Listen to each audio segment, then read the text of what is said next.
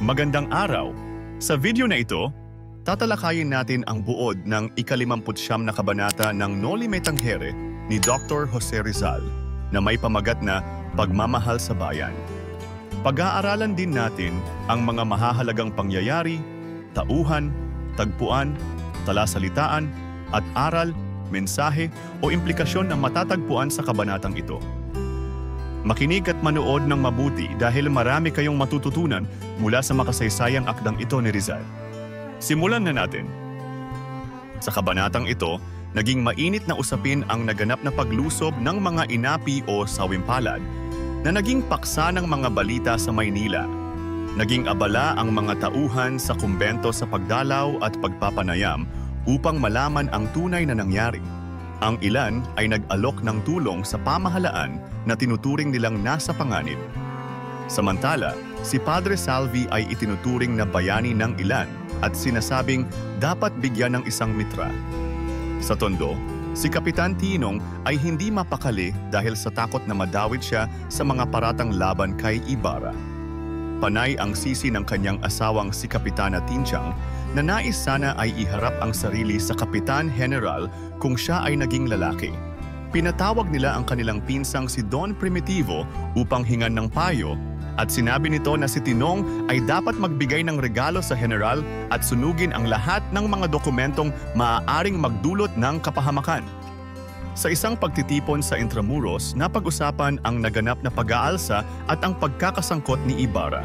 Ayon pa sa isang ginang, wala daw talagang utang na loob ang mga Indio kaya sila di dapat ituring na mga tunay na tao.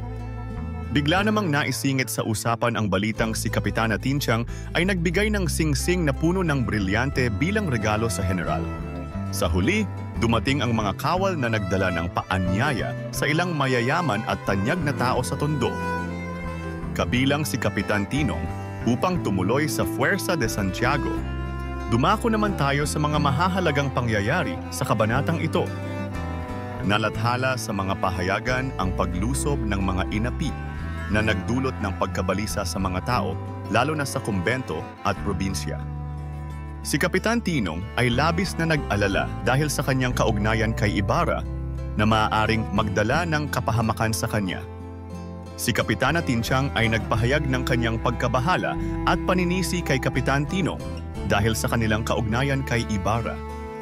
Nagpakonsulta ang mag-asawa kay Don Primitivo na nagbigay ng payo kung paano harapin ang kanilang sitwasyon, kabilang ang pagbibigay ng regalo sa General at pagsunog ng mga dokumento.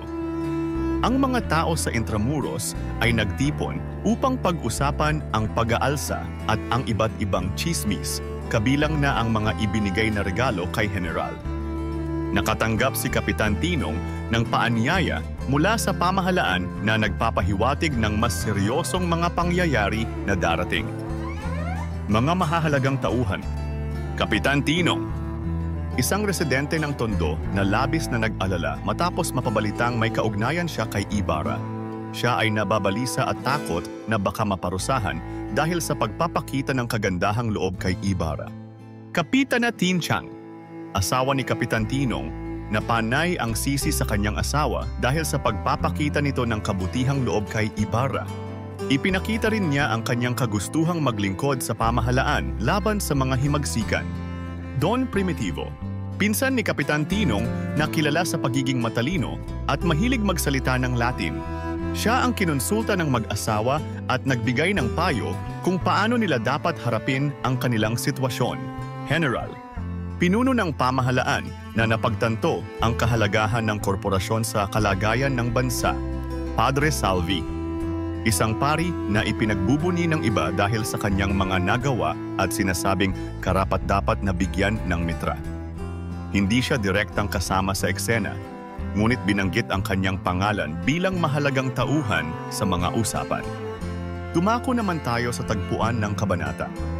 Ang pangyayaring inilarawan sa kabanatang ito ay nagaganap sa Maynila, sa kumbento, at sa tahanan ni Kapitan Tinong. Ngayon naman ay talakayin natin ang mga talasalitaan sa kabanatang ito. Generalillo, maliit o mababang ranggo ng General. Mitra, isang uri ng takip sa ulo na ginagamit ng mga obispo sa simbahang Katolika. Pilibustero, taong lumalaban sa pamahalaan o rebelding individual. Manghihimagsik, isang taong lumalaban sa pamahalaan sa pamamagitan ng armas. Kuta, isang uri ng tanggulan o lugar na ginagawang proteksyon laban sa mga kalaban. Fuerza de Santiago, isang kilalang kuta o muog sa Maynila na kilala rin bilang Fort Santiago. At ngayon ay alamin naman natin ang ilan sa mga aral, mensahe o implikasyon na ipinakita sa nobela. Ang takot at pagkabalisa ay maaaring magdala ng pagkasira ng tiwala sa sarili at magbunga ng mga maling desisyon. Ang pagpapakita ng kabutihang loob, tulad ng ginawa ni Kapitan Tinong kay Ibarra, ay maaaring magdala ng kapahamakan sa isang panahon ng kaguluhan at takot. Ang mga tao sa kapangyarihan, tulad ng general at mga pari, ay madalas na ginagamit ang kanilang posisyon para protektahan ang kanilang interes, kahit sa harap ng mga maling gawain.